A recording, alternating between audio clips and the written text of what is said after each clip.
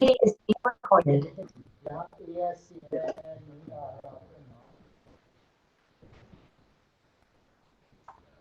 Yes, yes, yes, yes, ASC वही तो बताएं ASC है this is promote this ASC यही तो बता रहे थे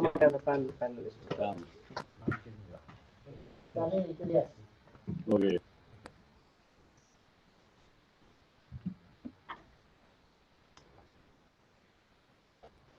hello and assalamu alaikum good afternoon to all of you and some to good evening on Zoom from different parts of the world and good morning to Dr. Imtiyaz Khan and Robert Fantina who have joined us from Canada. Today we are here to discuss a book recently written by scholar Dr. Waleed who teaches international relations at Rifa International University in Islamabad. It's titled Occupation, Annexation and Settler-colonization. We have a very wonderful panel with us. On Zoom, we will have uh, Ambassador Naela Chohan. She's a former ambassador. She has served in different continents of the world as ambassador of Pakistan. And she has served as a special secretary in the foreign office of Pakistan. Above all, she is also a women rights activist. Dr. Naela, Ambassador Chohan, welcome to this webinar. We have with us Dr. Imtiyaz Ahmed Khan. Dr. Imtiyaz Ahmed Khan is a Kashmiri doctor based in Washington, D.C. at George Washington University. About his professional career, Dr. Khan is also an activist and a vocal voice for Kashmir in the USA. And we have with us Robert Fantina, a dear friend of mine from Canada. He's an author, he's a journalist. He has written on settler colonialism in Palestine as well as on Kashmir. We have with us Professor Dr. Syed Manwar Hussain. He is Director of American Studies, Colonialism University, Islamabad, and the author Dr. Waleed Rasool and advocates Parvez and also Muzammil Ayub Thakur, who will be sharing their views on this. And my dear friend Syed Muhammad Ali is also on this list of panelists. As you know, all are aware of the Kashmir tragedy. Kashmir is a tragedy of betrayal and broken promises. And we know what goes on in Kashmir today is outcome of these broken promises and the policies of deceit and deception New Delhi has been practicing since the day it occupied the region in 1947. This long trail of betrayals and broken promises continues to haunt Kashmiris. Kashmir has also an international dimension of the dispute, and that's is well founded in national legal systems and historical context, without which one cannot understand the true sense of this dispute. India, the resolutions, there are more than 2 dozen resolutions of the United Nations Security Council and as well as the United Nations Commission of India and Pakistan for the rights and liberation of the people of Jammu and Kashmir. And these were agreed upon by the contesting parties, the India, Pakistan, and the United Nations Security Council is a witness to it. But unfortunately, this promise was not kept by India, and over the period of time, India continued its policies of betrayal in Kashmir. And on August 5th, 2019, though we can see a long list of human rights violations being perpetrated by the Indian forces in Kashmir since they landed in Kashmir in 1947, but from August 5th, 2019, the India has started a legislative warfare against Kashmiris and taking away their land, bringing the non-state subjects to Kashmir, settling them there, and thereby, on one hand, They annexed Kashmir, they had occupied it already, they annexed it, and now they are colonizing Kashmir. Without any further ado, I will call on the author of this book, Dr. Waleed Rasool, for his remarks, his views, why he was forced to write this report, this book, and what he has found, what are his findings in this report. Dr. Waleed, you have the floor. Thank you, Wani Saab, and ladies and gentlemen, and the people who have given us the time, despite of the time restraint. I'm really obliged that you, with us there is Robert Fitiana from Canada and my mentor, Dr. Imtiyaz Khan, Dean George Washington University. And there is a contribution of these all scholars in this book, particularly Dr. Imtiyaz Khan and Ambassador Naela Chohan, and also Dr. Manwar Hussain. They are contributors of this book. I am really obliged to the people who came from UK, Mr. Muzammil Thakur, and my friend Advocate Parvez. We have been in Geneva for a couple of weeks together, and we did some sideline events, and I think it was the last one. And I'm very thankful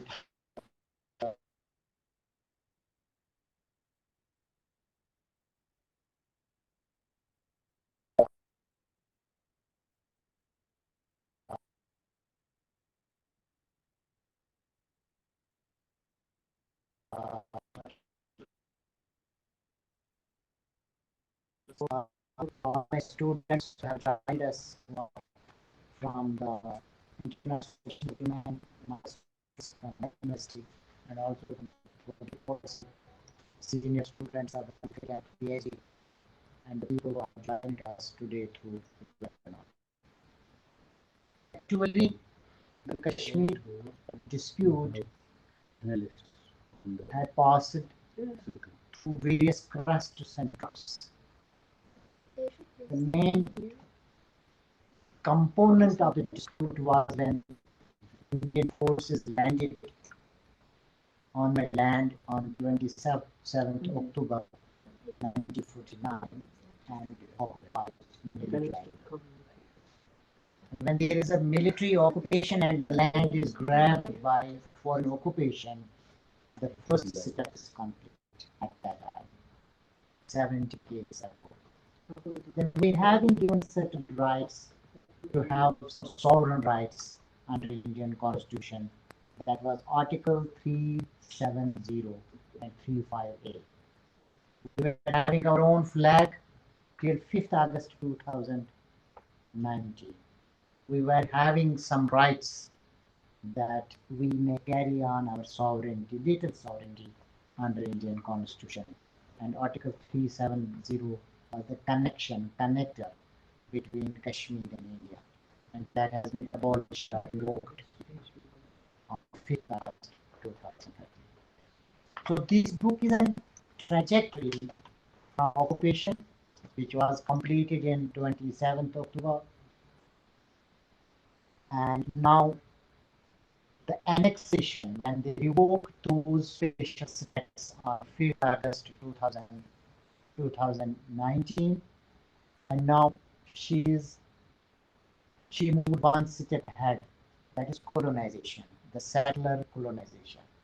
Now it will be interesting for the scholars whose subject is international relations, how they are thinking theoretically, the theoretical framework of any conflict we may see is the settler colonization.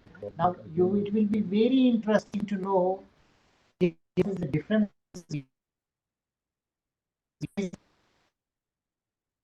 of the various nations around the globe and the Indian neo-colonization or settler colonization. So the chart is also given what is the difference between the British colonization and Indian colonization. Actually, British colonization did not snatch our land. This is one difference. Second difference is they never brought the English people to be settled in the Kashmir. This is second difference. And third difference is they never changed our education system. And the fourth difference is they never tried to change our Kashmiri language, which is rich. It was, this is the difference between British colonization and the Indian colonization. Now, the main findings of the book, the entire analysis depends upon that content that she has the legacy to colonize some 9 states in northeast. Sikkim was the last one in 1974, which was annexed by India. The entire states were given three special provisions. That is defense, currency, and communication. And these all three have been revoked with the passage of time. So this was the trajectory. And again, three states from the western side, that's called Hyderabad, Junagadh, and Kashmir. Same was snatched by the Junagadh and the Hyderabad. The argument of India was that since the majority of the people want to join to India, so the people will decide whether to join with India or Pakistan in 1947. But same argument when applied on the Kashmir, it doesn't, they changed the argument. Here the Maharaja, who was the ruler of the Kashmir, he joined with India, and that argument he applied in the Hyderabad that they changed this argument and they accepted the accession of the Maharaja who was ruler of the Kashmir. Now this book is a research book on academic credentials, and I will request everybody. We will send you a. We were having a hard copy also, but we will send you a e-copy of the book. And now the final finding is when any state is being colonized, the chapter 7 is it aggression against the humanity. Now I will show you the chart one by one how it is a breach of chapter 7 of United Nations and how it is aggression against a peaceful people. Can you show the chart, please? So when we say that despite of dozens of United Nations resolutions,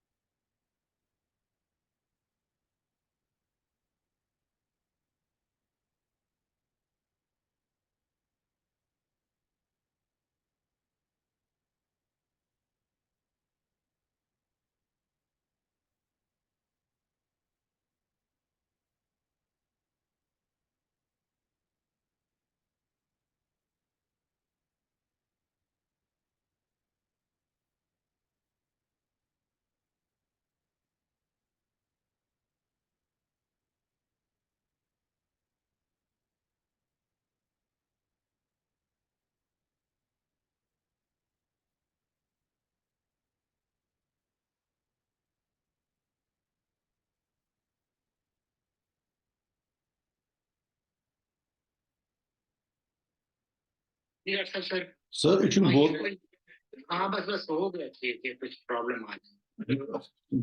So please fix it because nobody can hear anything or see anything. Nobody can hear. Yeah, I can see on the chat box, everybody is complaining. Now I'm hearing people.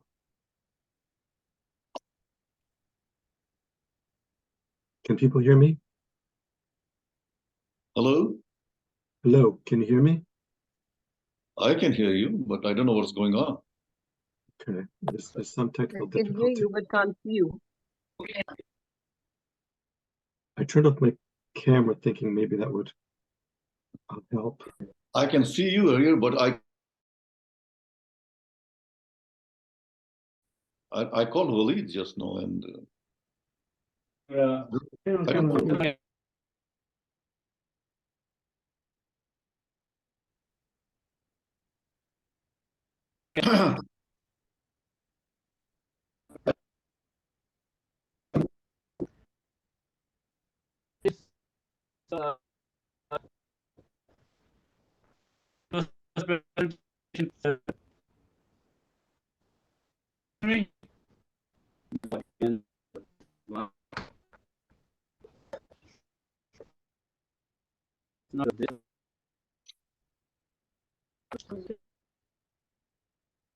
No. Something is not.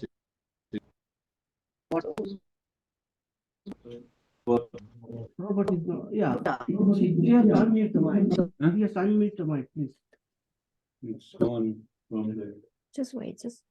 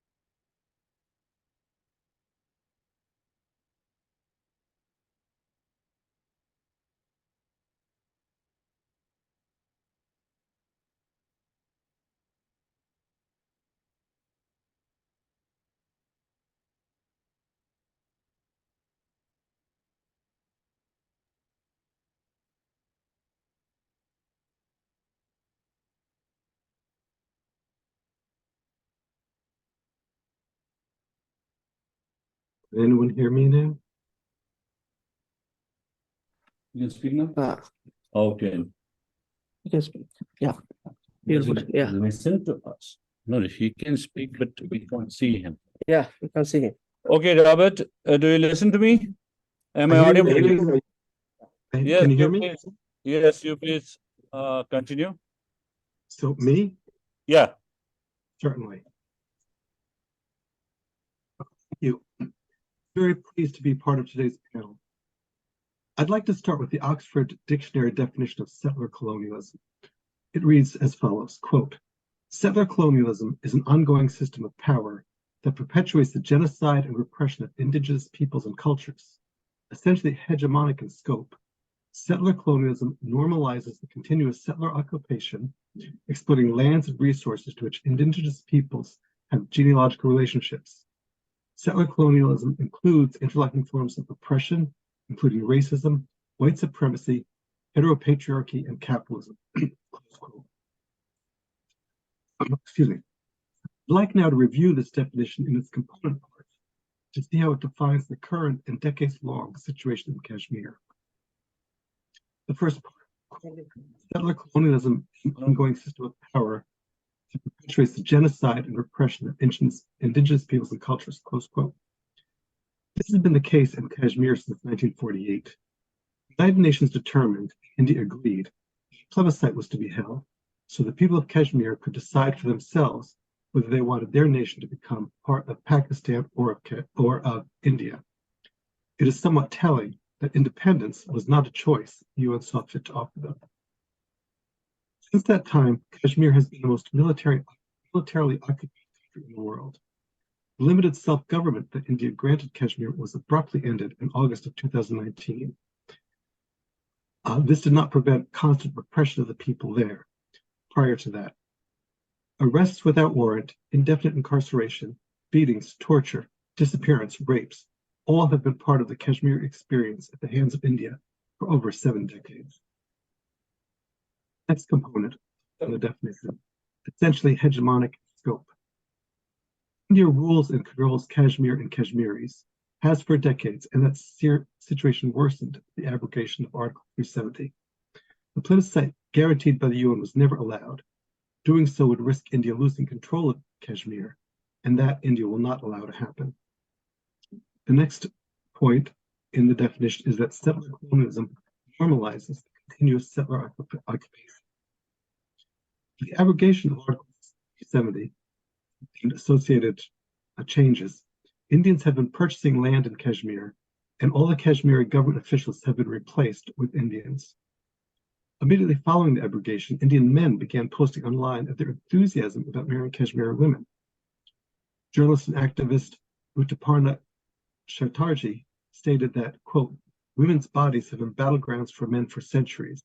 The latest comments on Kashmiri women only testament to this fact.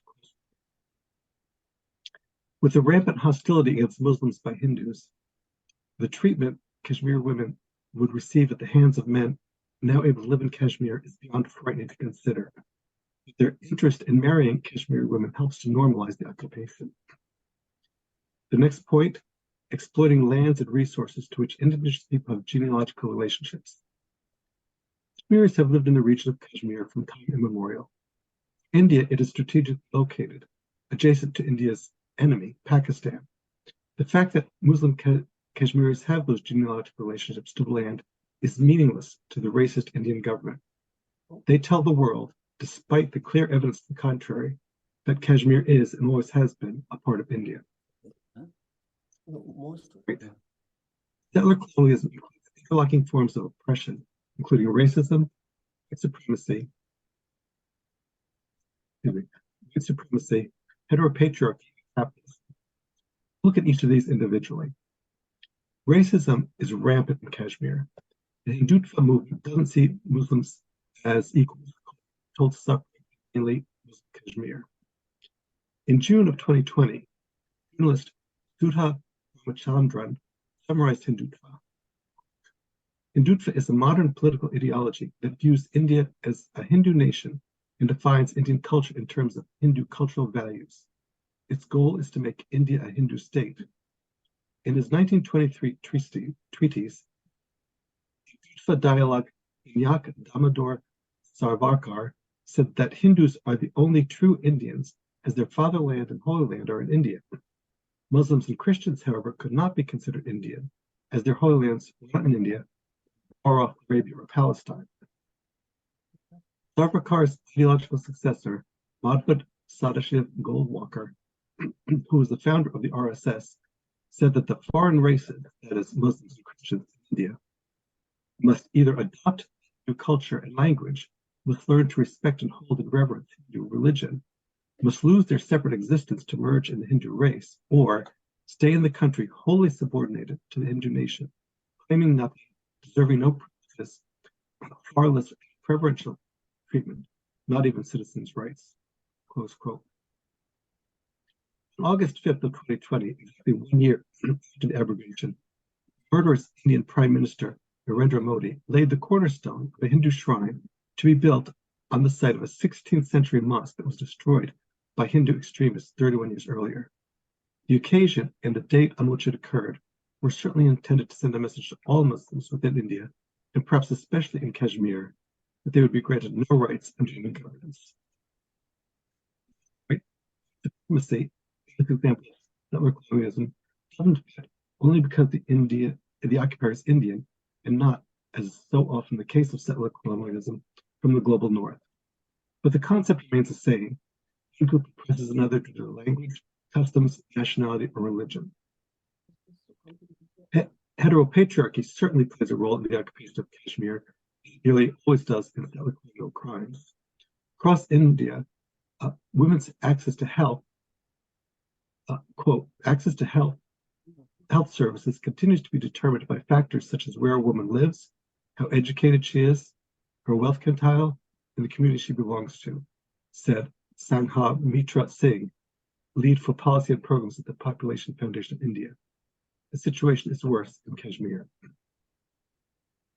Rape is a common weapon used by Indian soldiers in Kashmir.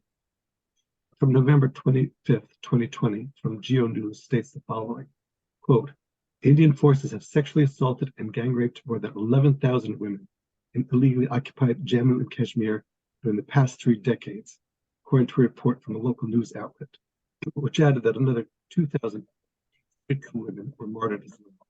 Close quote. Charges are extremely rare, convictions almost non-existent. In Kashmir, as in other locations, the rate of rape is most likely underreported due to the stigma and the general tendency to disbelieve and/or blame the victims. Capitalism, another concept in the definition of colonialism. In May of this year, India hosted a G2 summit in Kashmir to attempt to show that the country, which it refers to as part of India, is a stable site for international tourism. Excuse me. Certainly, the landscape is breathtakingly beautiful. The government of India took measures to assure that that was all the visiting dignitaries from around the world would see. There would be no protests, not because there was an extreme dissatisfaction with the Indian government, because all protest leaders who have not been jailed have been killed. It takes time for new leaders to emerge. And public gatherings of Kashmiris are fraught with danger. People protesting risk being beaten by Indian soldiers, arrested and held indefinitely without charge, or killed. Motorcades and foreign officials were routed such that they saw only the beauty of the countryside, not the burned out buildings destroyed when Indian soldiers were seeking protest leaders. Yes, these government officials, blinded by the advantages of wealth, power, and prestige that their roles provide them, will buy into the Indian narrative of peace and prosperity in Kashmir and return home and encourage that tourist dollars be spent there. This is a tragedy for Kashmir and the Indian government states that the issues causing in Kashmir are simply internal problems of no concern to any other country. This myth contradicts United Nations resolutions that India itself agreed to. Governments that accept Indian officials' statements that Kashmir is a part of India ignore international law. They disregard the Universal Declaration of Human Rights, a list of 30 articles that outline the basic rights every individual on the planet is entitled to. India violates them all on a daily basis in its treatment of Kashmir and Kashmiris. Education and advocacy must be used to liberate the people of Kashmir, but they are insufficient. Actions must be taken at ballot boxes around the world and in the streets. Everyone who believes in human rights and international law, both of which the government of India holds in contempt, must assure that their voices are heard. The Kashmiris speak out under threat of death. We must be their voices. Thank you.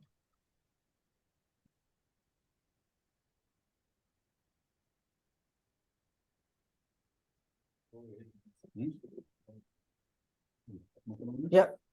No, we didn't finish yet. Robert, are you done? You hear my Hello. presentation? Huh? Were you able to hear my presentation? Yeah, we do. Okay. Oh, thank you, Robert, for your presentation and for being always there whenever I send you a message to be there, you're there. Now I'll call Ambassador Naela Chohan for her presentation as she's not feeling well. Sorry, madam, for taking so much time. We have some technical issues. Because of that, we are meddling things here. Perfect. So, Ambassador, you have the floor now. Thank you so much. Thank you for your very kind consideration. Despite my throat issue, thought that this was a very important event for which I had to make myself available. The book has come out at a very propitious moment. At this, after this abrogation of Article 370 and Article 35A, the world is pretty confused on what is really the situation in Kashmir. If we go back to 1947, Prime Minister Jawaharlal Nehru had on his radio address on 2nd November stated, "We have declared the fate of Kashmir as ultimately to be decided by the people. That pledge we have given not only to the people of Kashmir, but to the world. We will not and cannot back out of it." Now, this is how they started, and now you can see where they are. So they have been reneging their commitments time and time again. Now, Dr. Waleed's work is very interesting for any reader because it kind of compares uh, the decolonization that took place at the time of our independence. And then, so it's like colonization, and then after post-colonization, the Indian colonization. Two different things in two different dimensions, and yet so many similarities, except that the Indian colonization has crossed all limits, rules, and laws.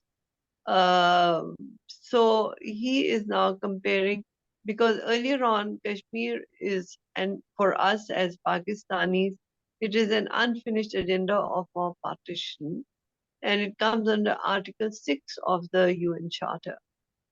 But now the way Indian colonization has taken place, Dr. Waleed has spoken of this as a colonization process which should be seen in Chapter 7 of the UN Charter.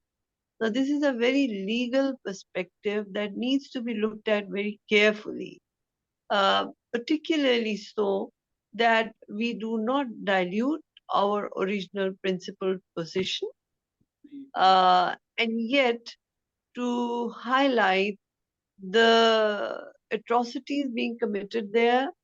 And I, I would say that this is more of genocide. It should come under genocide rather than colonization, because the Kashmiris, and you know, if you see the RSS symbol also, it's swastika.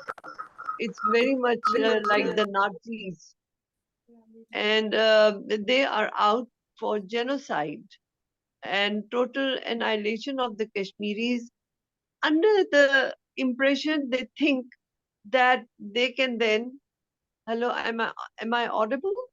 No, am I audible? Am I audible?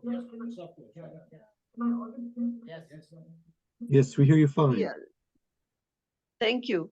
So it's a very delicate situation, because if you look at swastika and the Nazis and how Nazis did genocide, I would have taken this debate towards genocide of the Kashmiris and annihilation of their identity as people and their right to exist as, free people. Um, so it's a very delicate legal debate that is brought up in this book.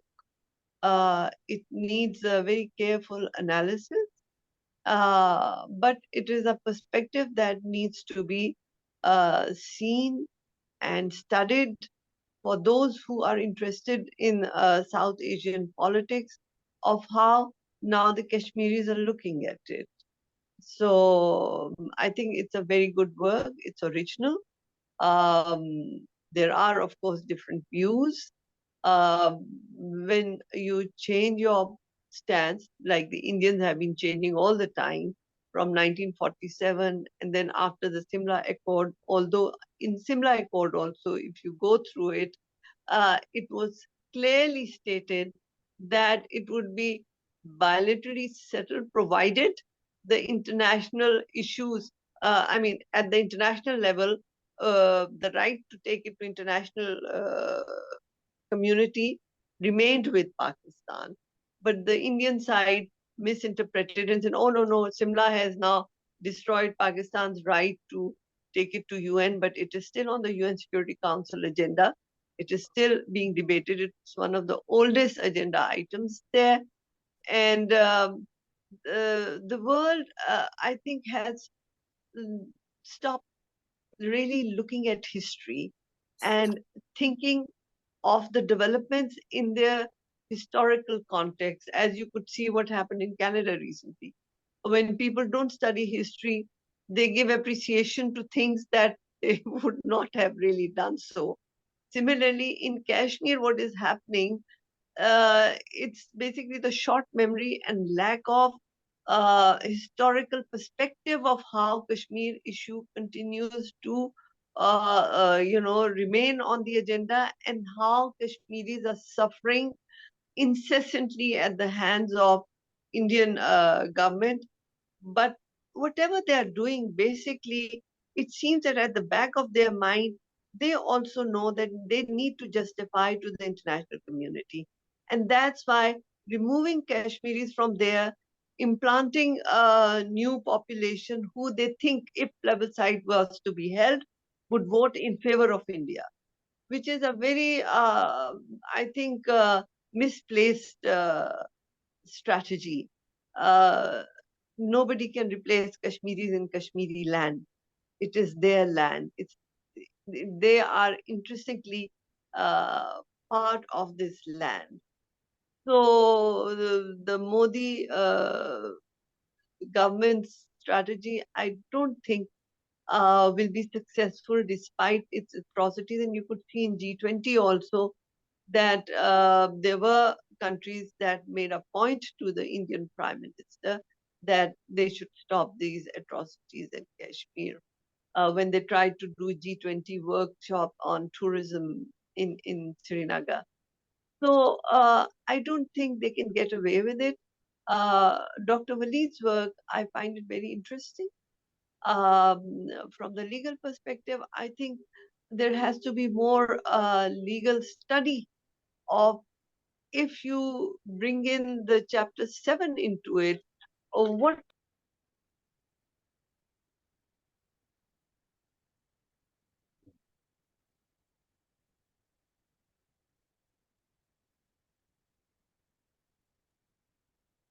we can appreciate the book, we can study the book, and I wish him all the best. Thank you so much. Thank you, Ambassador, for your very enlightening comments on the book and the work of Dr. Waleed.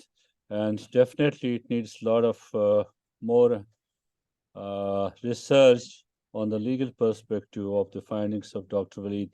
Now I'll straight away move to United States of America, while our friend Dr. Imtiyaz Khan is waiting. Dr. Khan, you have the floor.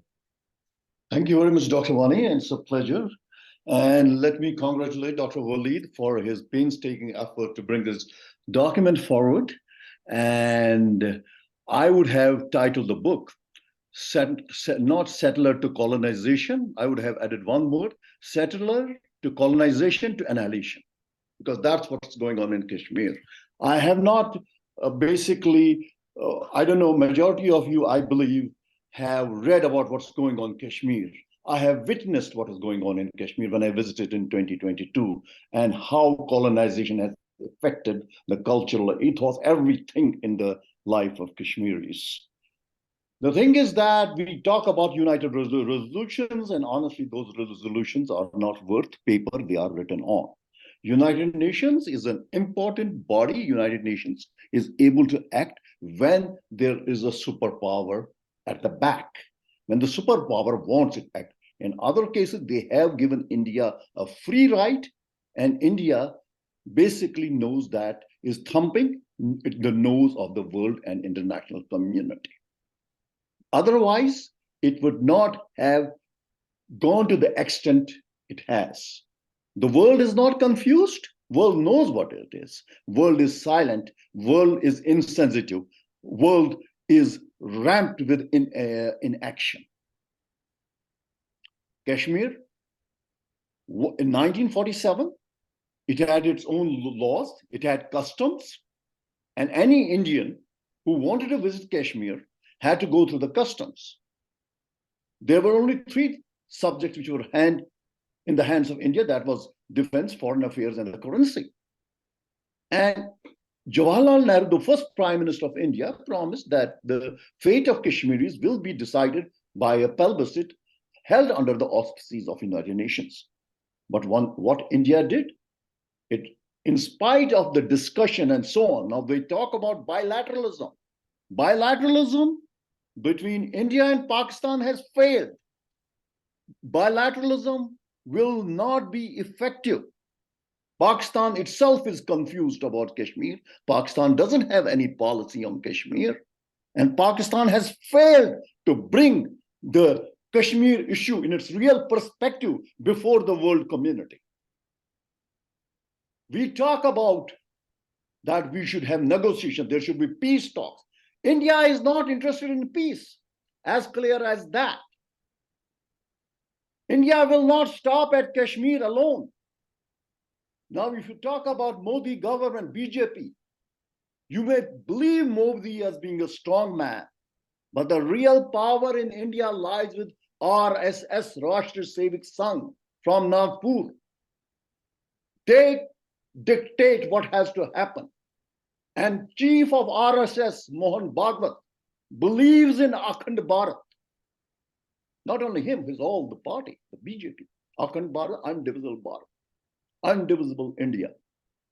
And they say, and they said it in April of 23, that the whole Akhand Bharat, or undivided India, includes Pakistan, Afghanistan, Bangladesh, parts of China.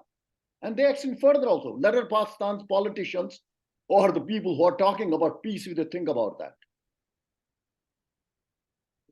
And world is silent to it. Modi, a criminal, there are tapes, not by any Pakistani government or any Muslim country, by British BBC, where he orders that in Gujarat there should be a massacre. And he gets a welcome at White House. Haven't we, the Kashmiri activists, telling them that India is the axis of terrorism? And they prove right, that what they did in Canada. On the Canadian soil, they killed a Canadian citizen. Now you have terrorism on your back door, now you start speaking. What about those 130,000 Kashmiris who have been butchered by the Indian forces? There's a plan. The plan is to deprive Kashmiris of the land, infuse a drug culture there, and basically Kashmir thrives on horticulture land, and take away the land under the pretext of security, so that Kashmiris are restricted to the ghettos. General Bajwa said first that the past should be buried. Past cannot be buried when 130,000 people have been massacred. Past cannot be buried when 11,300 reported cases of rapes are there. Past cannot be buried when you have mass graves. Past cannot be buried when you have these young kids with the bullets who are blinded.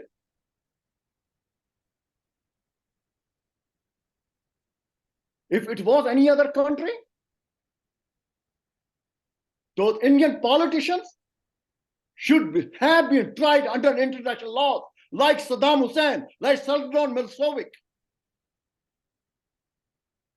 But because India is a business sort of an attraction, and presently it's like a bulwark state against China. And then you talk about, Anudrati Rai. She correctly states that the West believes that a democracy for the whites, and with the other rest of the world, they can deal with dictatorship because they are easy to deal with. And this situation will disseminate to the rest of the world. And a Canadian, this killing of Mr. Niger is a sort of a example. They had this army major, Avtar Singh, in late 90s or early 2000s, He basically arrested a human rights activist, Jalil Andrabi, and few days later, his body with eyes gouged out, with bones broken, were on the Jhelum liver. India somehow managed to take that guy and transport to Canada. Then he moved to United States. The criminal mind he had, he killed his own wife and children.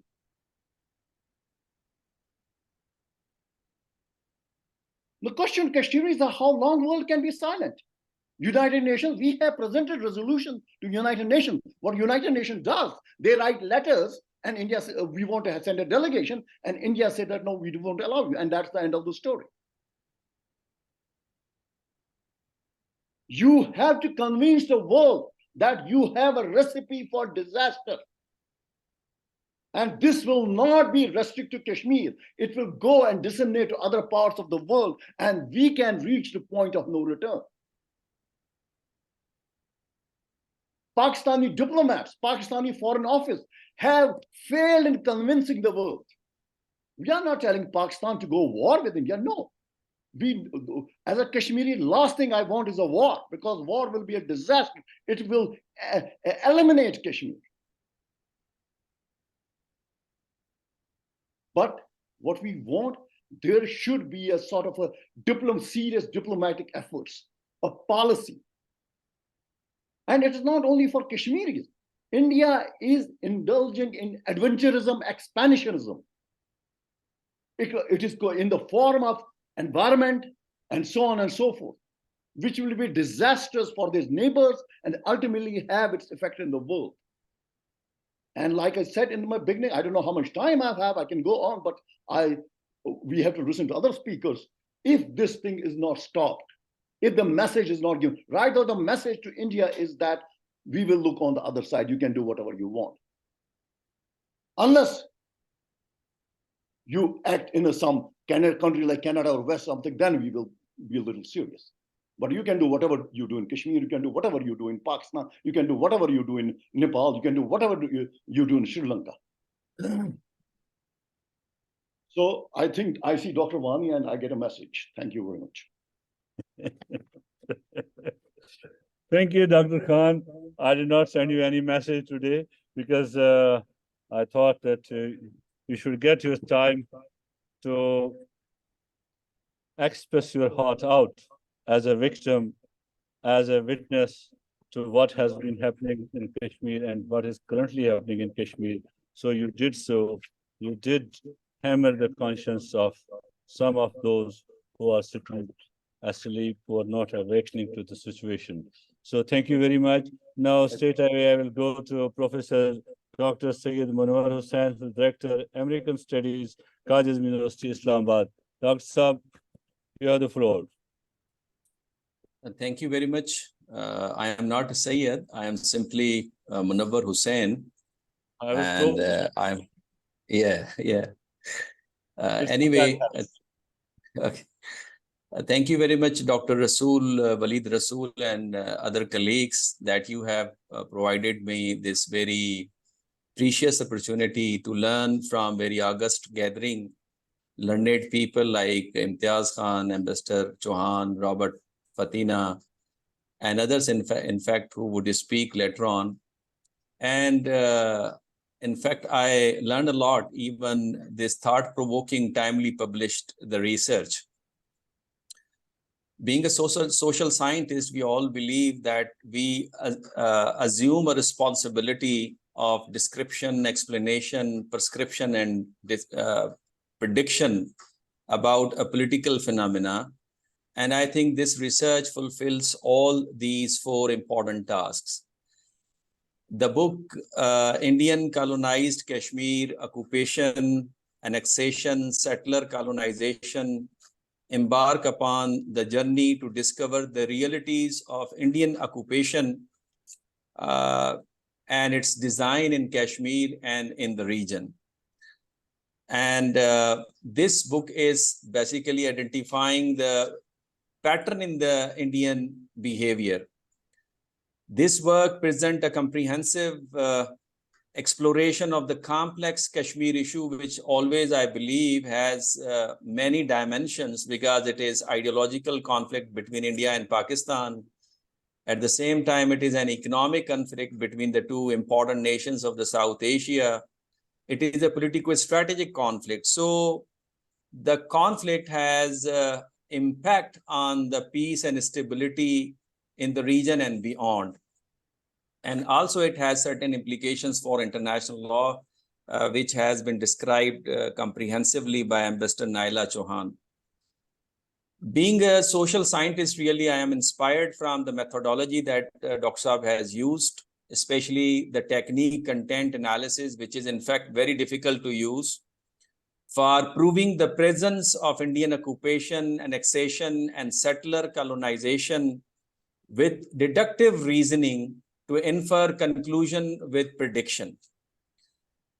It uses historical approach as well, which is very important being a Muslim because Quran also uses this approach, which identifying the pattern in the Indian behavior, such as the book narrates the example of Junagadh, Hyderabad, Goa, Manipur, and Sikkim.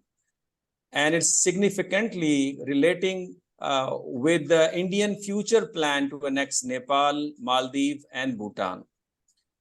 This gradual escalation are well in line with Homi Bhabha's illustration of colonizers' policies over their occupational territories.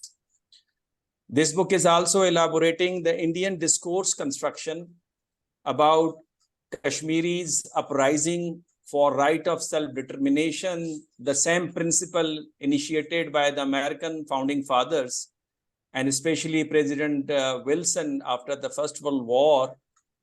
But India is depicting this right of self-determination and efforts and freedom fighting as terrorism, insurgencies, and violence. Such discourse construction is done with the framework of Indian ideology presented by Modi as Hindutva, which is Dr. Saab already mentioned as Muditva. And this framework basically is creating illusion and certain type of thinking that is not allowing Indians and beyond India to think otherwise. This very Indian behavior under Prime Minister Modi is, I believe, is a reversal of I.K. Gujral doctrine that believes that we must develop a stake of neighboring nations on the development of India. And this is a very worst form of Indira Gandhi's doctrine. This is the reason that Indians, they are hampering and making regional organization, SAARC, ineffective. Rather, it is promoting and propagating the new regional, sub-regional framework, which is known as BBIN+, and aligning interest of these sub-regional countries with the Indian interest. I have few suggestions as well. Number one, the book has mentioned time and again that India is involved in human rights violation in Kashmir. I believe it could be further helpful if level and intensity of human rights violation inside Kashmir be mentioned, which can attract the attention of the human rights agencies in the world. Second, the book suggests that SAARC must incorporate mechanism for conflict resolution as ASEAN has done, as European Union has done by adopting neo-functionalism. But the reality is that India considers itself beyond and above these organizations. As Dr. Saab himself provided evidences that India has not permitted the Amnesty International and UN Human Rights Rapporteur to enter into Kashmir and even in Indian Punjab. So India has violated many agreements, whether it is with Pakistan, which is mentioned by Ambassador Naela Chohan, the Simla Agreement, even Imtiyaz Khan also mentioned it, violating international law. The recent example is what happened in Canada. So I believe that India must be branded as a rogue state because India has violated UN resolutions, violated international law, the principle of sovereignty, defying agreements with its neighboring nations. So I believe India must be termed as a rogue state. Then now question arises, what is the solution? I believe that solution is to assert collective pressure on India to open up Kashmir to the international human rights watchdog, so that the actual picture on the ground and the ground realities can be ascertained. I think pressure is mounting on India because of I5 investigative agencies' evidences, in which they proved that there was a target killing of Hardeep Singh in British Columbia. And Western countries, they have Western interests, and I believe because of those interests, they would continuously mount pressure on India. So this is a golden opportunity for Pakistan to mount pressure on India and to bring India on the table for extracting concessions and rights of self-determination. Thank you.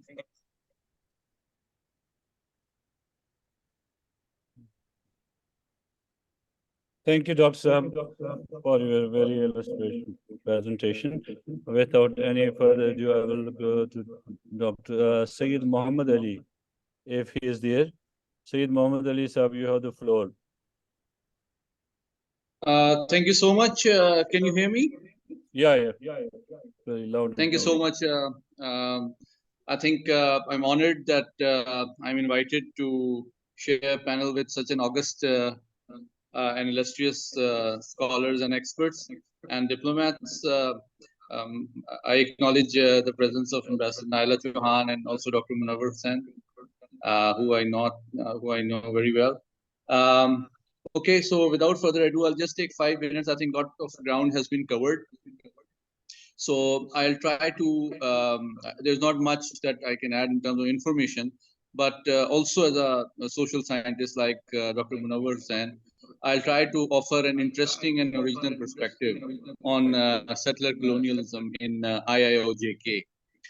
So without any further ado, I think, ladies and gentlemen, I see settler colonialism as displacement and replacement of indigenous population and erosion of their identity by the use of force, lawfare, and administrative measures to deprive them of their identity, rights, representation, land, and ownership of local resources and land.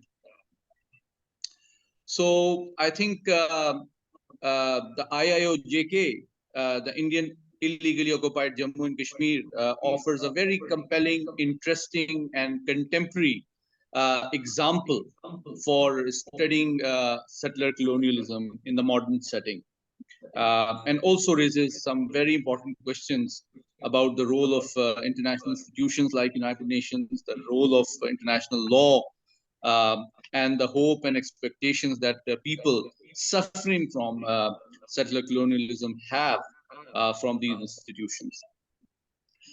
So I'll offer a brief and conceptual perspective of how I see settler colonialism in Indian illegally occupied Jammu and Kashmir. So, ladies and gentlemen, I see the last 75 years history of Indian illegally occupied Jammu and Kashmir as facing 5 stages of settler colonialism. I conceptually categorize and classify the history of the last 75 years of IIOJK in 5 phases and stages of consistent but multi-dimension and multi-domain colonial settlement. The first stage was 1947 and 48, which was based on Indian military occupation and also misleading the United Nations and international community through use of diplomacy and lawfare. That was the first stage. Then we come to the second stage, which is almost 40 years, 4 decades long, starting from 1948 to 1989. And this stage, this second stage, is characterized by discrimination, marginalization, oppression, and apartheid. Basically, social measures and instruments to isolate, discriminate, and marginalize them. So this is the second stage. Then we come to the third stage. The third stage started in 1989. And this is based on large-scale use and deployment of force and employment of violence against local Kashmiri population. This stage started in 1989. And we saw the deployment of over 900,000 military and paramilitary Indian forces, use of force extensively for not only killing Kashmiri men, women, children, but also blinding and permanently, injuring them.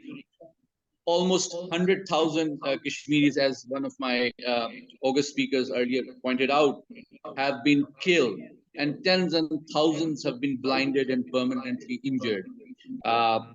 Also, use of rape as a weapon to dishonor the Kashmiri ladies was also introduced during this third stage of settler colonialism. Perhaps the fourth stage is the most interesting and most overlooked one. The fourth stage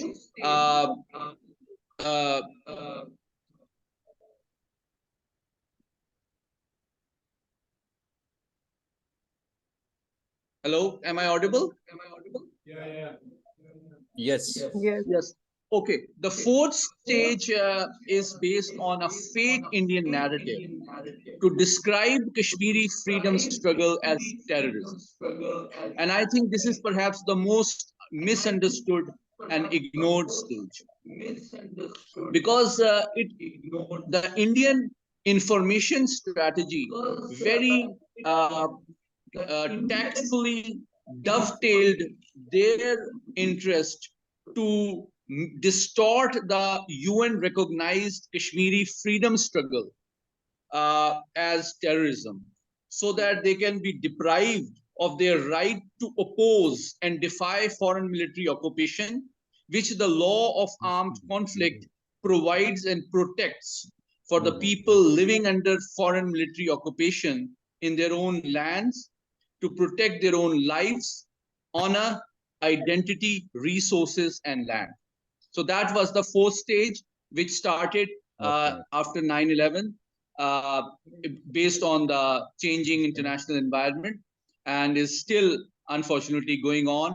And we also saw a very global, very large-scale global information strategy by India, based on the Disinfo Lab, in which over 700 fake websites and media organizations were set up in a global, worldwide disinformation campaign, spread over 100 countries, primarily to distort the historical realities of Kashmir freedom movement and internationally present it as a terrorist movement. So I think the world must not ignore the fact that how information and disinformation has been used to distort and justify colonial settlement by India, by delegitimizing the rights, including the right to oppose foreign military occupation of the Kashmiri people.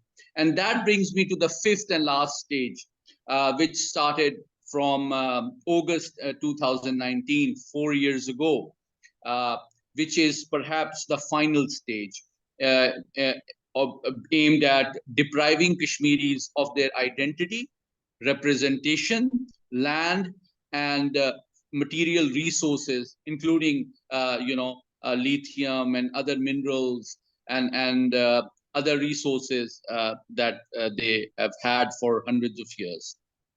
So in the fifth stage, the subcategories include measures such as aimed primarily based on strong belief in the superiority of Hindu religion and the race, and also distortion of history changing of curriculum, and demonization of Kashmiri and Muslim identity, modification of symbols, amendment in laws to deprive Kashmiris of their representation rights, and enabling and legitimizing the colonial settlement in gross violation of UN Security Council resolutions.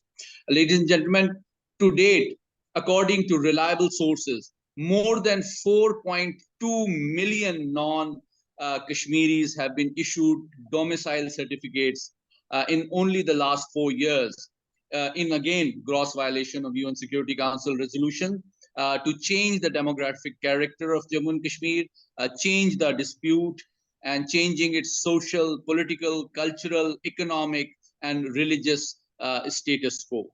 So basically, let me conclude based on these 5 stages, very carefully, comprehensively, and consistently planned and promoted by India in Indian illegally occupied Jammu and Kashmir, proves that the settler colonialism is a long-term and comprehensive agenda which is actively and consistently being pursued by India to erase Kashmiri people of their right to life, and also depriving them of their identity, dignity, resources, culture, and history. So lastly, I call upon the United Nations, the UN Human Rights Council, all relevant international institutions, legal bodies, NGOs, human rights organizations, and international community, because they have a moral, legal, and diplomatic obligation towards the Kashmiri people, as well as their own chartered international law and the human conscience, to grant them their long overdue right of self-determination, so that these institutions not only preserve their own credibility and effectiveness, but also allow the Kashmiris to preserve their dignity, rights, honor, and protect their land and win their freedom from foreign military occupation, brutal oppression, and settler colonialism. I thank you. Thank you, Syed Muhammad Ali. Always the way you construct your argument is always very enlightening, especially to me. But without any further ado, we have a young activist from Lebanon. So far, we were listening to a Kashmiri perspective, how India is colonizing Kashmir. Now, what is happening on the other side of the world, that is in Israel, what Israel is doing in the Golan Heights to Palestinians and others. We have a Lebanese activist. Her name is Fatima Malaha. We have the Fatima floor. Come here.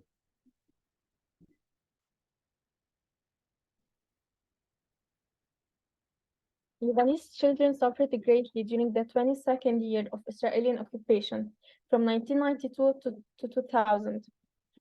In 2018, UNICEF released a report concluding that the war in Lebanon has left severe effects on children, which are still felt today. Israeli forces killed and injured more than 1,000 Lebanese children during the occupation. In 1996, for example, Israeli forces killed 30 Lebanese children in an airstrike on a residential neighborhood in the town of Qana. On the level of the displacement, the Israeli occupation has forced more than 250,000 Lebanese children from their homes. These children have been forced to live in refugee camps or in difficult conditions elsewhere in Lebanon. Lebanese children have lived under constant fear of war and violence.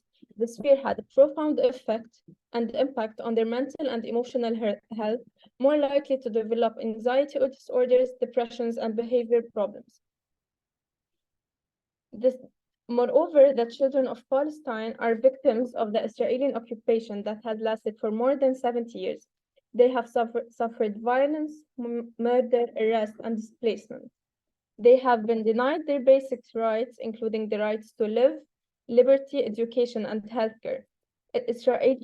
Israeli occupying forces have killed more than 300 Palestinian children and arrested more than 200,000 Palestinian children since 2014. Moreover, more than half of Palestinian children lived in poverty and a quarter live in refugee camps. As well, Palestinian children in Gaza Strip have been suffering from the Israeli blockade, which limited their access to food, medicine, and more basic resources. This suffering has serious consequences for health and growth and development of children. The suffering of Palestinian child is a flagrant violation of human rights. The international community must act to end the Israeli occupation and guarantee the rights of all Palestinian children, including the rights to live in safety and dignity. Concluding with, we should defend the rights of Palestinian children in international forums. The future of children depends on the efforts of international community. By working together, we can help them build a better future for themselves and the people. Thanks.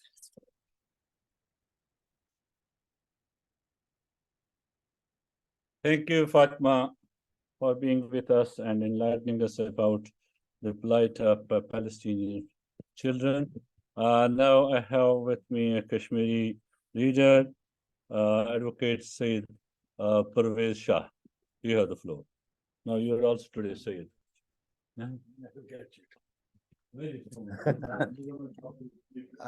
Thank you, Mr. Wani, Dr. Imtiyaz, Robert, Fantina, Dr. Waleed, Rasool, Wahabuddin, Ms. Dr. Manwar, Naela, Chohan, Ms. Rabia, Muhammad Ali, and Fatima Mara. Ladies and gentlemen, I think I covered everybody. I'm very delighted that my friend, Dr. Waleed Rasool, has made a wonderful addition to the Kashmir cause. And by writing this book, he has opened a debate and has given such a book which will be useful to the academicians, the activists, as well as the researchers. I felicitate you, Dr. Waleed. Now, coming to the Kashmir, I think everything has been discussed. I will be very brief. The people of occupied Jammu and Kashmir have been very unfortunate, because if we see in 1947, when Indian subcontinent was the colony of Britishers, and the Jammu Kashmir was an independent state, it was a princely state, and it has just a relation, it has given the foreign relations to the Britishers, and other all rights they have retained with them. And on 14th August, when the subcontinent was divided, the occupied Jammu and Kashmir was also given the independence, and it had been given the option to join either two domains, either India or Pakistan. However, the Maharaja was reluctant, and he was thinking whether he should join India or he should join Pakistan. But he had the sovereignty at that time, and he signed an agreement with government of Pakistan, standstill agreement, and at the same time, the same agreement was forwarded to the government of India, but government of India did not reply, and which shows beyond any shadow of doubt that they had the sovereignty. The state of Jammu and Kashmir was a sovereign. The government of India occupied, because we are discussing occupation, annexation, and settler colonialism, we have seen the government of India forcefully occupied Jammu and Kashmir on 27th of August against the wishes of the people of Jammu and Kashmir. And government of India believes and propagates that Maharaja has signed an agreement with the government of India that is an instrument of accession.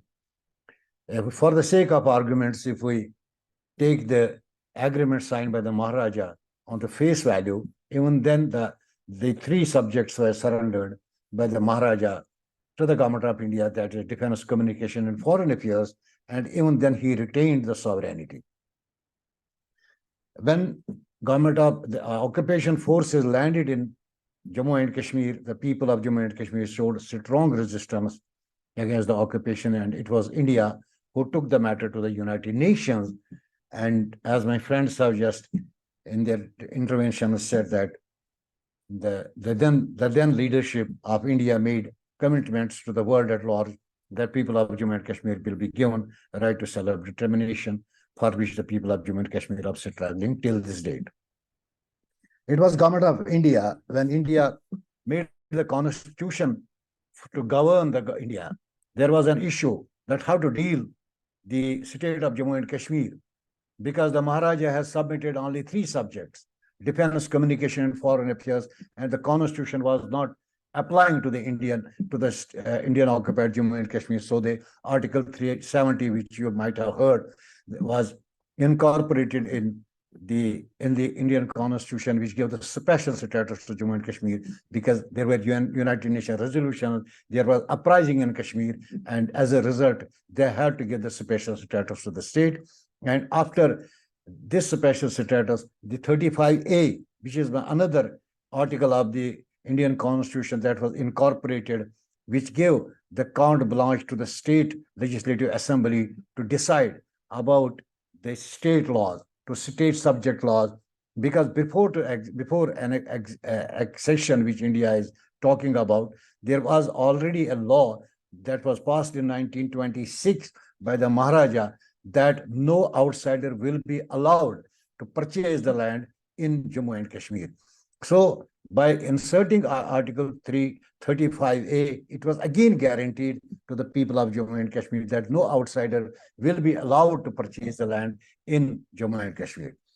However, as my friends have said at different times, from 1947 up to 5th of August, the people were put under suppression. The UN resolutions were discarded. Even India did not mention these UN resolutions and try to make the people to surrender their rights to self-determination by force. But when India saw writing on the wall that people of Jammu and Kashmir are not going to surrender the right to self-determination, they abrogated this Article 370 on 5th of August and annexed the state of Jammu and Kashmir, bifurcated into 2 parts, Ladakh and Jammu and Kashmir. And almost they abrogated Article 35A, which gave the special, in addition to special status, the right to the local government that they cannot allow anybody from outside Jammu and Kashmir to settle in Indian occupied Jammu and Kashmir.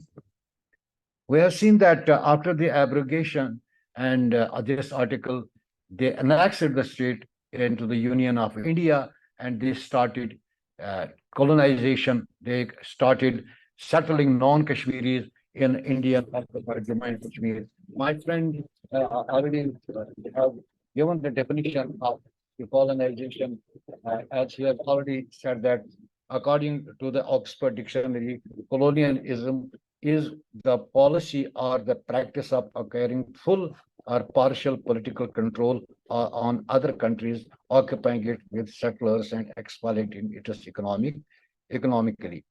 Settlers colonialism, more specifically, is a term for when the colonizers come to stay, and as such, the distinction between the colony and imperial nation is lost.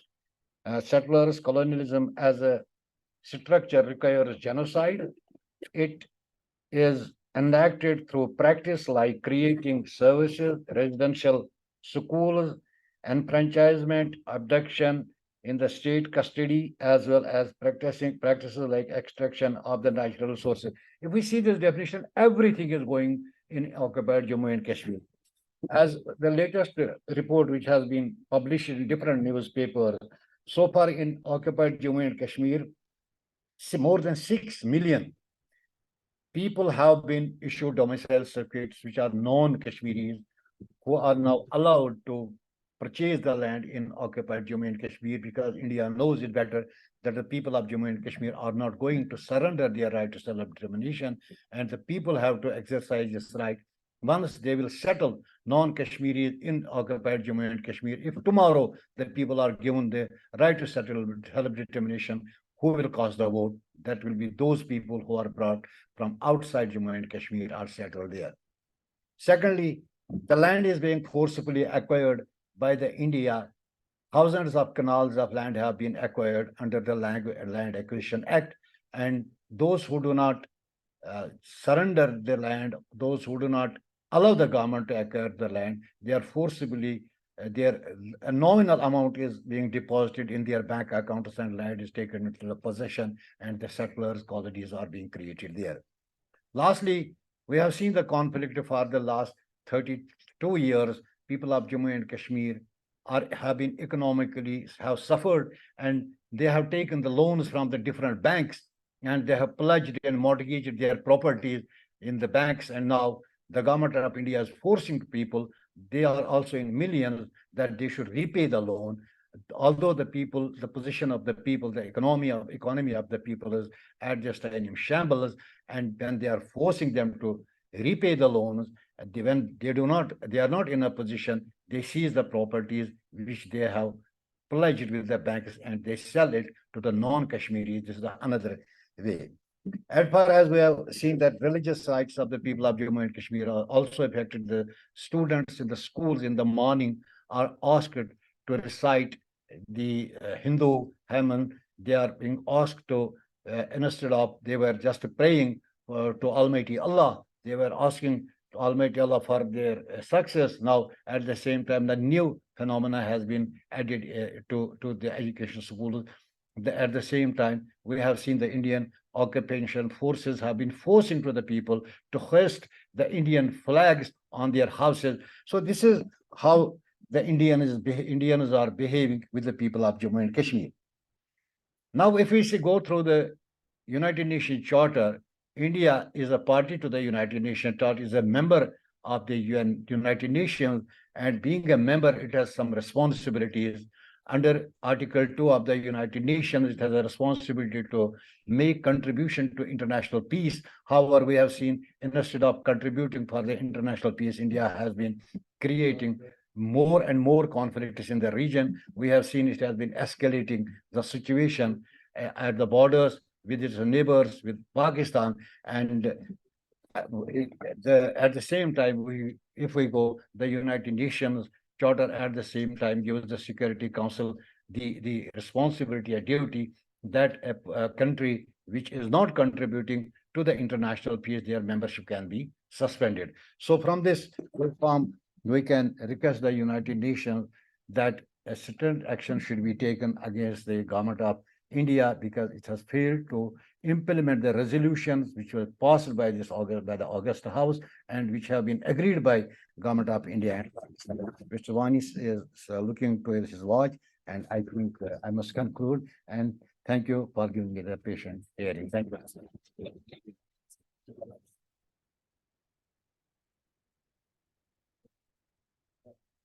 Thank you, Advocate Parvez, for your presentation. It has been a long session. We have listened to learn scholars, practitioners, academicians, and activists from different perspectives on this book, on this report, and we need to ponder more on it, read more, and find more ways to explore the ways and means how we can make a case against India, which already is there. India, there's a very strong case with the people of Kashmir against India, but unfortunately, the present-day world is being taken over by the interests of the economic interests of the big nations. The human rights perspective and other rights are only treated as a yardstick for the weaker nations, not for those who are stronger in economy or size. So I think our struggle will continue to knock the doors, to knock the conscience of the international community, to realize them that all what is happening in Kashmir is because they have promised it the right to self-determination to the people of Kashmir, and because of that, people of Kashmir are struggling for their right, and they are being muzzled by the brute Indian force, and India is employing each and every tactics to suppress that struggle and to create the settler colony in Indian occupied Jammu and Kashmir. I was supposed to say Dr. Muzammil Ayub Thakur to have some words, but he is not feeling well. So thank you very much for being with us, all of you, for Moiz Wabadin and others for assisting us in this. Thank you very much to all speakers for listening to this. If anyone wants to add something, sir, you have the floor. If anyone has to add something. Any of the speakers?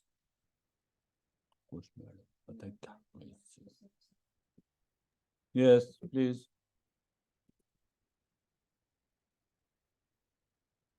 Dr. Waleed. And can I speak? Yeah, you can make question from there. Oh, no, I don't have a question. I What? want to give a comment. Comment, you can comment.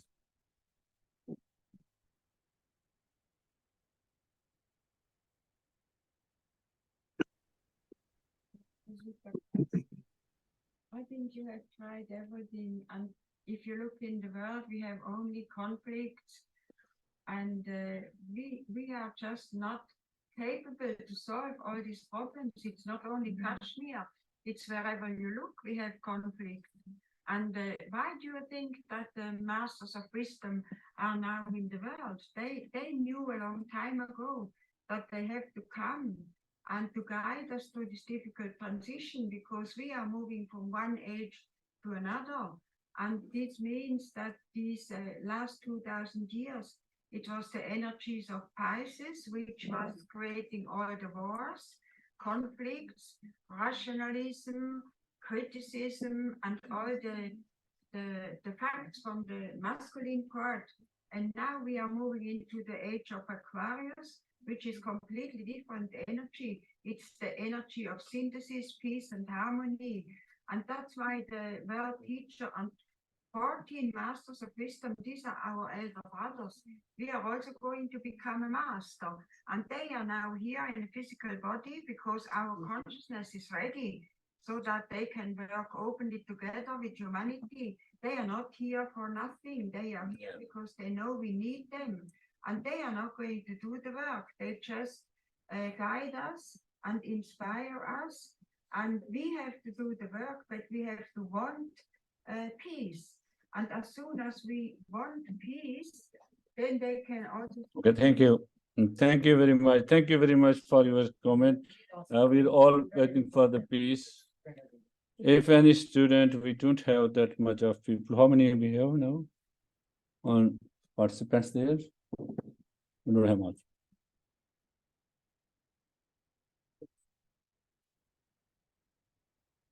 Thank you so much, all of you, for being there. With this, I think we are concluding this webinar. Thank you all for being with us. Thank you. Thank you. Thank you very much. Thank you. Thank you very much. Thank you. Bye-bye. Bye.